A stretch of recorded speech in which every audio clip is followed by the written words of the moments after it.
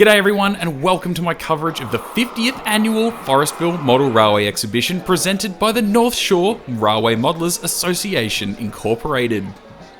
This exhibition was held over the 4th and 5th of March at the Forestville Memorial Halls in Sydney. Exhibition reports and other videos on this channel are made possible by the Patreons on Patreon. And in this video we're going to take a look at all the layouts that were on show at the exhibition. And I'm going to tell you a little bit about all of them.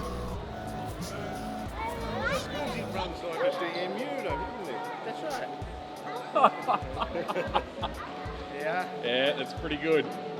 Starting with North Shore's layout, Blue Mountains.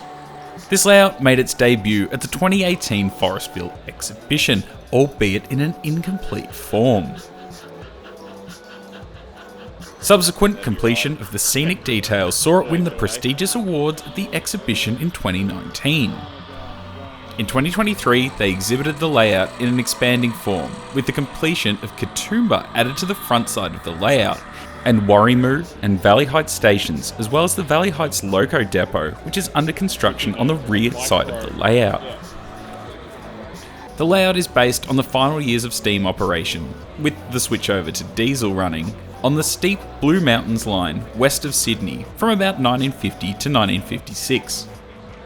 This was one of the most extraordinary railway operations, possibly anywhere, due to the frequent train operations, steep grades, double heading of most westbound trains, as well as delays while goods trains were stopped to set and release brakes. And while the goods trains ran slowly, passenger trains operated smartly on a steep grade. Again, most of the westbound passenger trains, even the ones hauled by the popular 38 class, required a bank engine. Star of operations is the use of the double-headed 57 and 58 class locos on a 1,500 tonne coal train.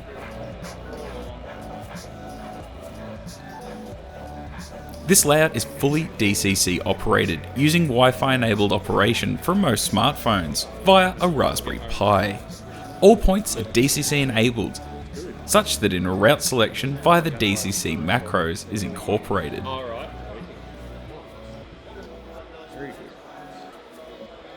Members trains will cover the range of passenger services, such as the Central West Express with a rake of hub cars, or the Cave Hill Express with a rake of end platform cars. Goods services will cover local mixed freight, wool or wheat trains to Sydney, and returning empty.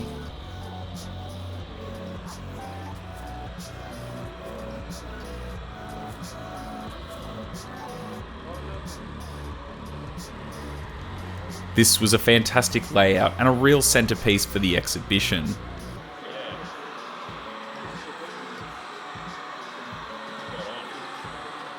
And of course, it is still a work in progress, and I can't wait to see it again to see what progress the North Shore Model Railway Association has achieved on it.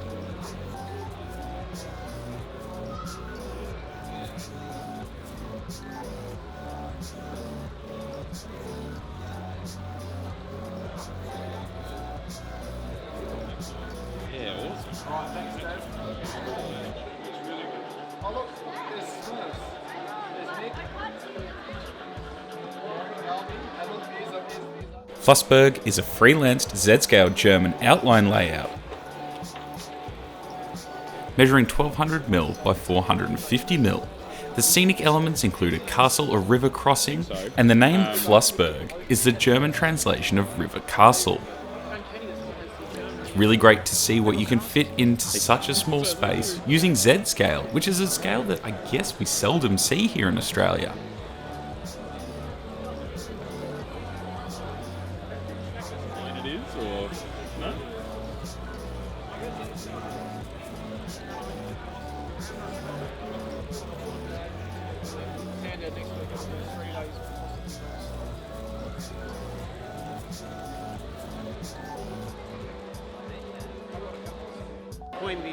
Oberon from the Georges River Model Railway Club.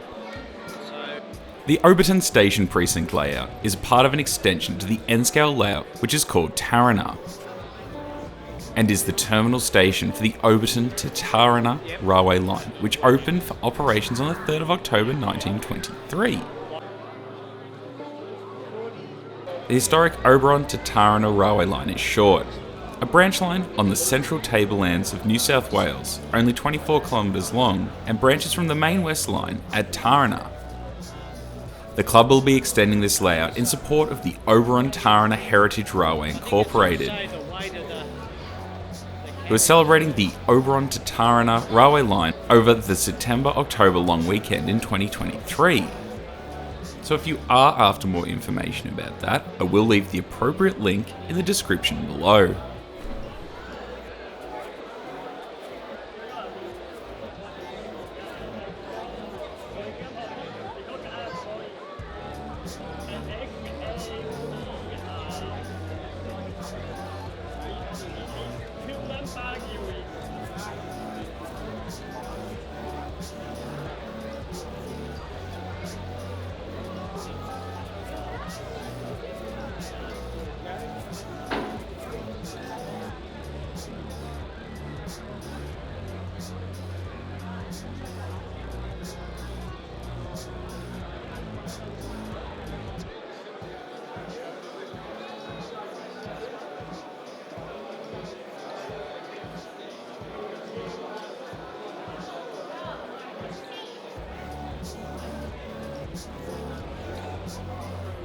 Because it's still, technically speaking, still connected to the main line down at Taranah. Tannochbrae is a fictional small railway station based in the West Highlands of Scotland during the 1980s and is built by the Sydney N-Scale Model Railway Club.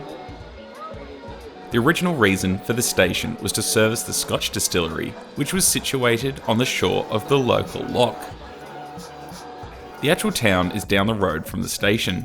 There are a number of examples like this all over Scotland.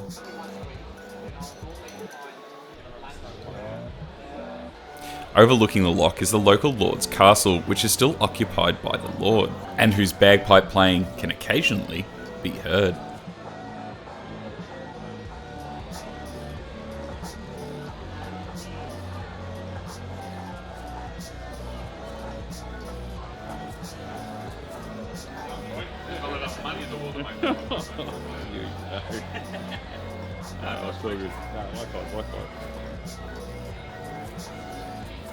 The layout has been built to show how easy it is to have an operating layout using set track and, of course, use a little imagination.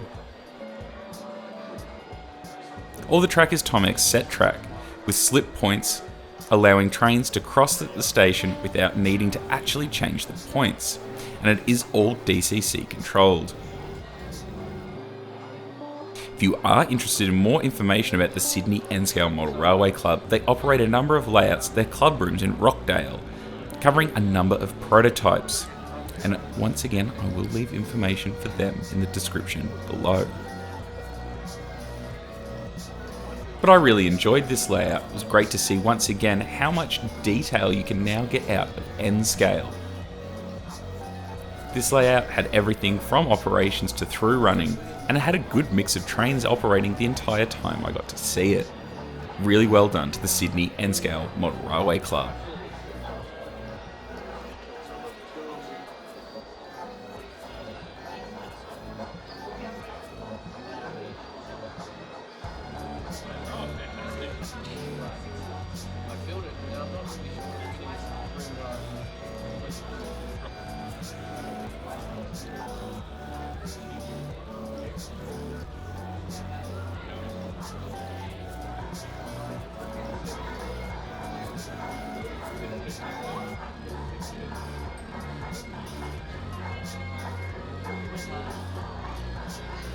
So it's just on a tension.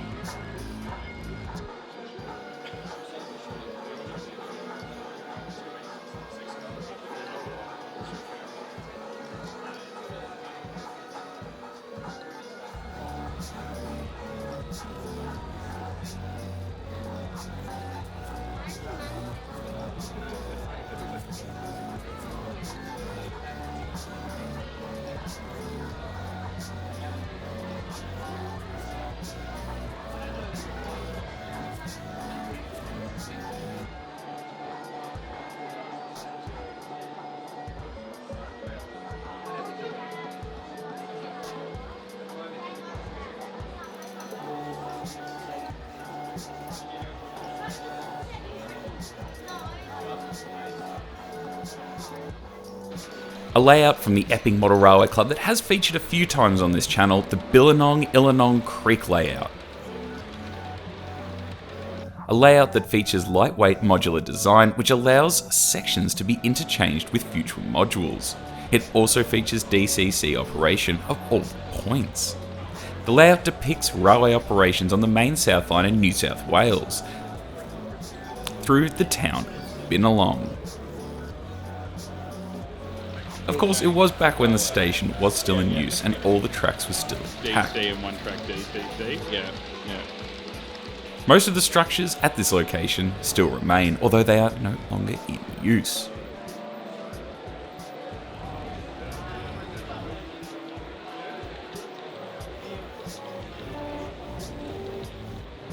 The trains featured on this layout belong to members operating the layout to cover the period from late steam through to present day.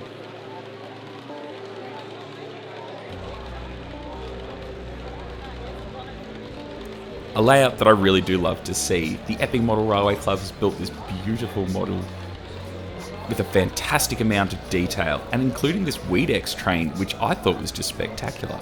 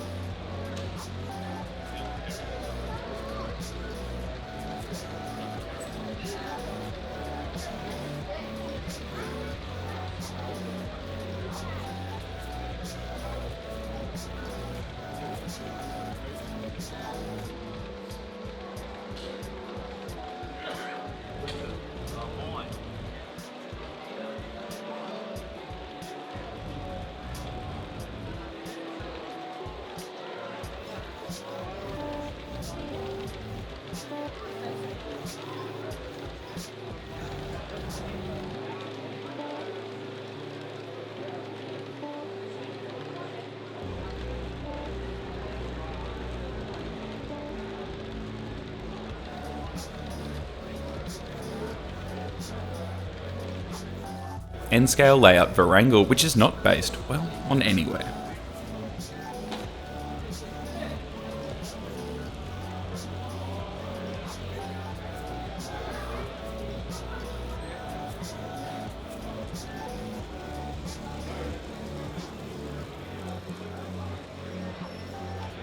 It is set between two towns with a branch line servicing an old loco depot which has been turned into a scrap metal yard.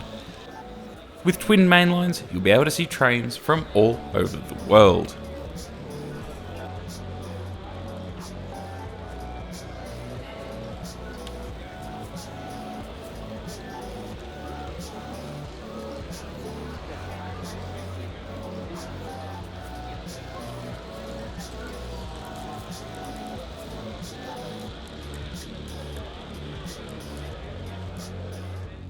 Unfortunately not operating during the weekend. Layout When I'm 64, which was an Inglenook shunting layout based around a China clay depot in Cornwall in 1964. It's an entirely self-contained micro layout with a footprint of 64 by 26 centimetres. Right. However, next to it was Staverleigh, which is a fictional village somewhere between Exeter and Plymouth in the southwest of England, and is serviced by a branch line owned and operated by the Great Western Railway. With its position close to the River Dart, it's a thriving station and is depicted as it might have been in 1947. Passenger trains feature traditional Great Western branch line consists, such as auto trains, as well as very busy summer holiday specials hauled by larger express locomotives. Regular freight trains include dairy traffic for the local farming communities and deliveries to the local coal merchants. Freelance prototype layout Jindalee, which is based on an actual location just out of Cootamundra on the New South Wales Main South Line. The layout reflects the rural country area of the Riverina. The layout with simple but effective scenery and track work which only took 5 weeks to construct, demonstrating that you can have an enjoyable layout, especially in a space-restricted home, and it can be built in a short period of time.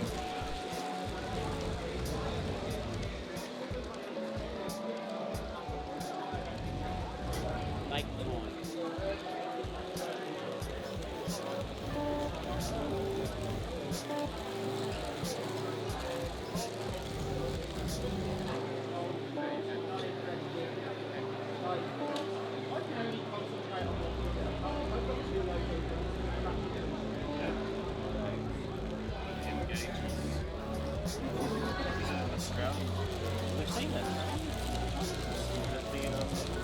The filming.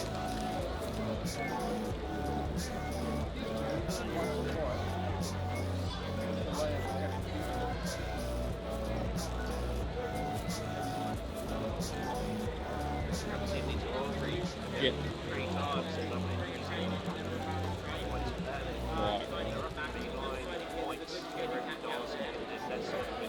Is that one hotel stay? There's equivalent to what I heard in those reads.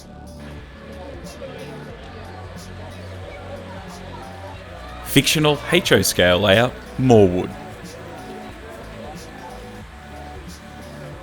This layout had 3 main tracks with 11 sidings and overhead catenary as well, with even some of the overhead wires being live. There were lots of mini scenes going on in this layout, from a wedding to a fire and all kinds of social vignettes.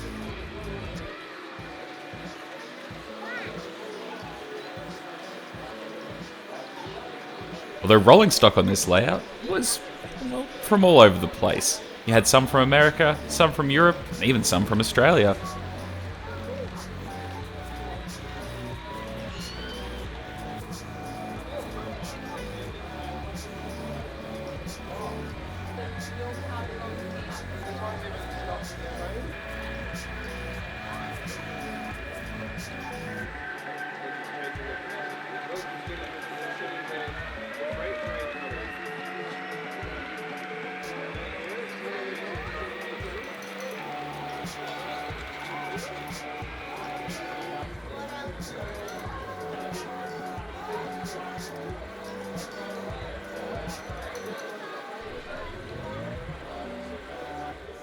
The Mount Owen Mining Company, which is a freelance railway in Owen 30 with mountain scenery from plaster castings in rubber moulds. It features a range of narrow gauge rolling stock from Bachmann, Ixon, Australian kits, and of course scratch built items.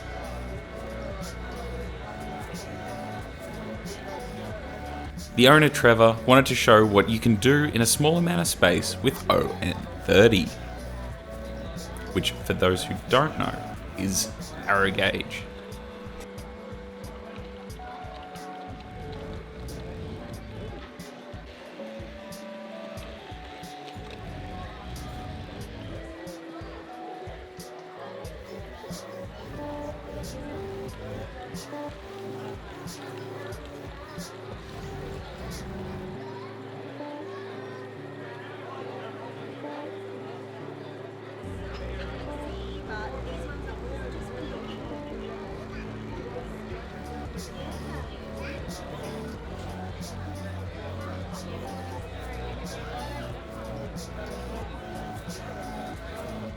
StrassenBahn is a fictional German city,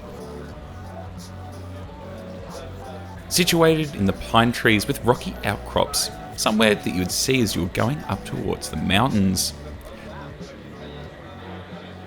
It's great to see trams at a model railway exhibition, something a little bit different, but not exactly off-brand.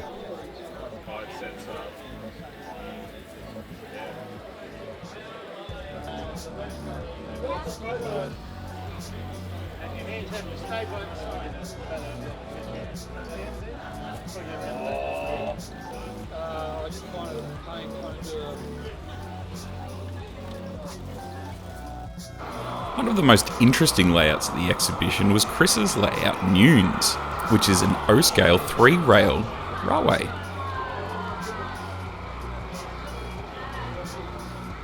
Newnes is an abandoned kerosene mining town from about 1900 to 1920, and at its height about 10,000 people lived there. The New South Wales Railways connected to Newnes to the Main West Railway line via an impressive gorge, tunnels and undercliff railway, and it fell away about 1,500 feet in about 30 miles. This display layout attempts to capture many elements of the railway line: deep gorges, railway lines under cliffs, and a representation of Newnes itself. This layout is designed for children to see and gets the feel of trains going through gorges and under cliffs via suppressed viewing niches.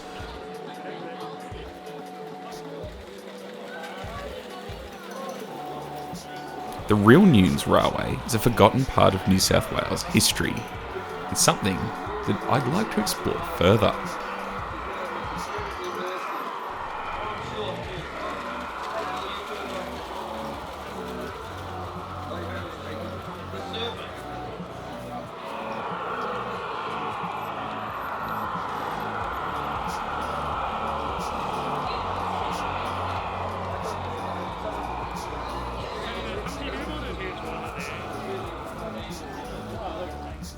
Uley Junction is an O-gauge model of a fictitious location based on the practice of the Great Western Railway. The original concept is provided by Bowman General in Cornwall, whereby 2 branch lines ran into the Bowman General, and some trains needed to be reversed for the train to continue to one of the branch lines from the other. Trains are short and typical of branch line operations in the United Kingdom. The 2 periods of operation that are covered: Victorian to Edwardian, which is the late 1800s to the early 1900s, and then the 1930s. The trains that are seen are passenger push-pull services from more conventional passenger trains, as well as pick-up goods. The types of goods were the China clay trains transporting clay mined from the surrounding country, that was cleaned and dried in kilns and set aside at the local docks for transshipment throughout the world. Very significant industry, and it still exists today.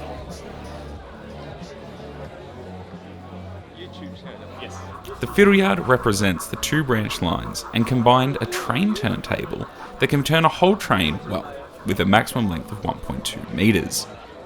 The layout is operated using DCC technologies under the table, including servo-operated signals.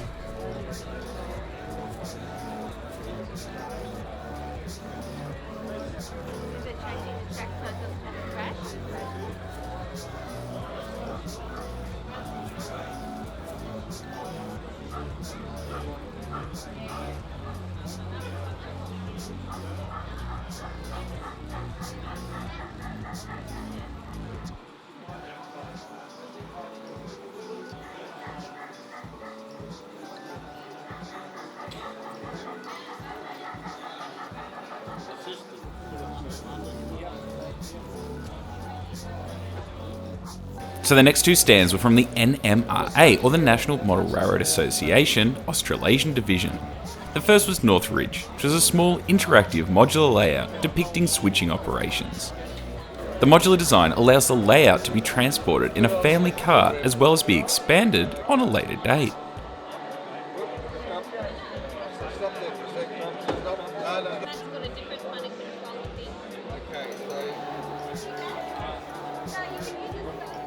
As well as Aerosmith, Illinois, which is a DCC modular design layout, primary for switching and operations.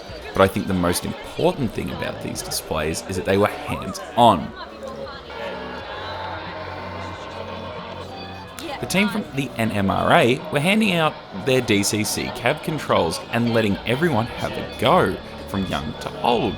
I think that's an excellent thing to see, and it's a good way to get people who might be new involved in the hobby. Sandy Hollow is a new micro-travelling layout built by Kim Marsh. It's set in Queensland in the late 1950s to the early 1960s, and it follows the idea of large-scale, minimum size being 135 to 132 on a track of 9mm, so narrow gauge. It was designed as a scratch-built kit that fits with lights and electrical components into a hard-shell carry airline-style case built for world travel. As after this exhibition, Kim was off to Europe with it. A wide variety of materials were used, as well as many paint techniques. A really beautiful piece of art. Alternative Tracks is a freelance North American outline N-scale layout measuring 3200 by 1200mm.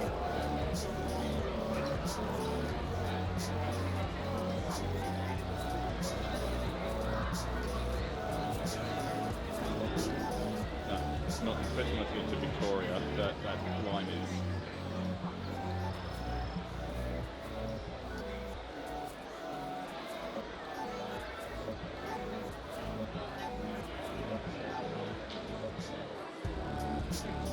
The layout features a double-track mainline running along a river valley.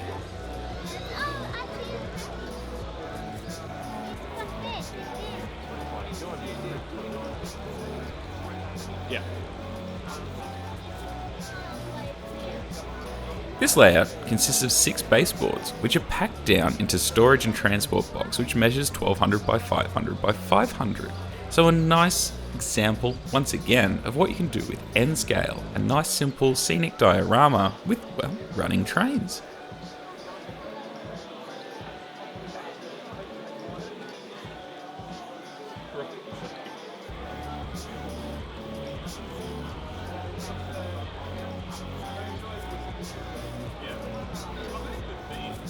I didn't realise, I just imagine it's just like this, it's like Now there were a couple of other small switching layouts and demonstrations, as well as dioramas and kit building.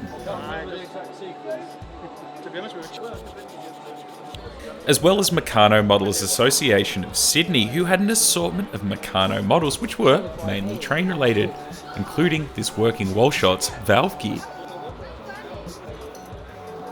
Not to mention, of course, the retailers, where you had Kazula Hobbies, Model Railroad Craftsman, Matt's Ballast, Eureka Models, Ixon and Gopher Models, and Forest Miniatures. So there we go, that was the 50th annual Forestville Model Railway Exhibition, and frankly, it was a good exhibition. Really high calibre of layouts in a really nice venue. The venue was easily accessible by bus or, well, by car, and aside from that, it was, well, very good. If you do want to find out more information about the North Shore Railway Modelers Association, I will of course leave all the appropriate links in the description below. And not to mention, don't forget to keep up to date with my videos, as I do go through exhibition announcements in the Model Railway News, which comes out on the 1st of the month. Anyway, if you have any feedback about this video, please let us know in the comments below. Maybe you attended, maybe it's one that you'd like to attend in the future. Anyway, thank you all so much for watching, and I'll see you again soon. Vuru!